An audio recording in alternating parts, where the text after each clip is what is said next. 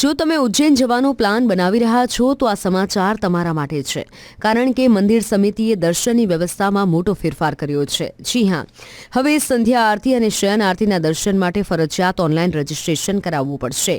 આ registration offline બિલકુલ ઉપલબ્ધ નથી.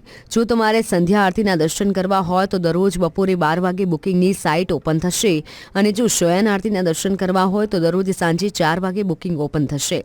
સૌથી મહત્વની વાત એ પણ જણાવી દઈએ કે આ બુકિંગ પહેલાના ધોરણે કરવામાં આવશે. સ્લોટ ફૂલ થઈ ગયા પછી ભક્તો માટે અન્ય કોઈ ચાન્સ નથી. આ બુકિંગ માટેની ફી ₹250 રાખવામાં આવી છે, જે શીઘ્ર દર્શનની ફી બરાબર જ છે. આ સાથે સંધ્યા તેમજ શયન આરતી માટે પ્રવેશ દ્વાર 1માંથી પ્રવેશ મળશે. સાંજે 6 વાગ્યાનો રહેશે અને શયન આરતી માટેનો પ્રવેશ સમય રાત્રે 10 વાગ્યાનો રહેશે.